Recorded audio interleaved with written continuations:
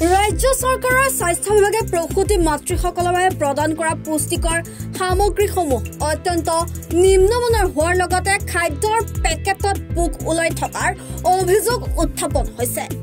মৰিয়নি চেলেংহাট প্ৰাথমিক স্বাস্থ্য কেন্দ্ৰত এগৰাকী প্ৰসূতিয়ে সন্তান প্ৰসৱ কৰাৰ পিছত মাতৃগৰাকীক পুষ্টিকৰ আহাৰ হিচাপে প্ৰদান কৰা হৈছিল চৰকাৰী চিৰা মুড়িৰ পেকেট, গুড় আৰু গাখীৰৰ পেকেট। কিন্তু চিৰা আৰু মুড়িৰ পেকেটৰ ভিতৰত পোকে কিলবিলাই থকা দৃষ্টিগোচৰ হয় প্ৰসূতিগৰাকীৰ আত্মীয়ৰ। স্বাস্থ্য কেন্দ্ৰটোত যোগান ধৰা গাখীৰৰ পেকেটৰ ম্যাদ উকলি যোৱাত ক্ষুব্ধিত হৈ পৰে প্ৰসূতি মহিলাগৰাকীৰ অভিভাৱকসকল। তদুপৰি স্বাস্থ্য কেন্দ্ৰটোৰ প্ৰসূতি কক্ষত ফেনৰ যোগান নোহোৱাত প্ৰসূতি ৰোগীসকলে জমৰ যন্ত্ৰণা ভোগ কৰিব লগা হয়। এই প্ৰসূতি মাতৃসকলক স্বাস্থ্যৰ খাতিৰত তেওঁলোকে এক পুষ্টিকৰ আহাৰ প্ৰত্যেক প্ৰসূতি গৰ্ভৱতী মহিলাক তেওঁলোকে প্ৰদান কৰে। কিন্তু আজি মোৰ আত্মীয়, মোৰ নিজৰ ভাইটিৰ বোৱাৰী আজি ভতিজা ল'ৰা এটা যোৱাকালি ৰাতি ইয়াতে জন্ম হ'ল। তাৰপিছত আজি মই চাব আহোঁতে তেওঁলোকে যেতিয়া এই সামগ্ৰীবিলাক দিলে, মই খুলি মেলি চাওঁতে দেখিছোঁ যে চিৰাৰ একো অৱস্থাই নাই, পোক হৈ আছে, পৰুৱা লাগি ধৰি আছে আৰু গোন্ধ আহিছে।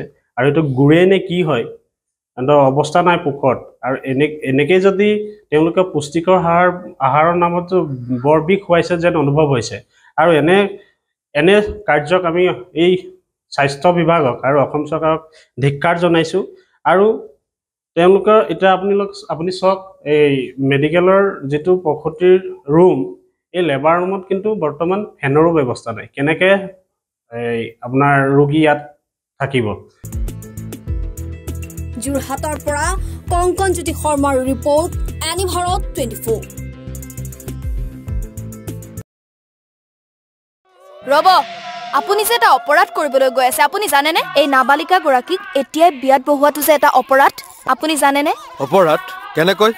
মোৰ ছোৱালী, মোৰ কথা। তুমি যিয়েই নোকোৱা ভূঞা, 18 বছৰৰ তলৰ যিকোনো কন্যা সন্তানৰ বিয়া দিলেই আইনগতভাৱে এক দণ্ডনীয় অপৰাধ। বিয়া দিয়াজন যিমান দায়ী, বিয়া পতাজনো সমানে দায়ী। এতিয়া তাই পঢ়া শুনা কৰাৰ বয়স, খেলা ধূলা কৰাৰ বয়স। তাইক খেলিবলৈ দিয়ক, পঢ়িবলৈ দিয়ক, আৰু চাব এদিন আপুনি তাইক লৈ গৌৰৱ অনুভৱ কৰিব পাৰিব।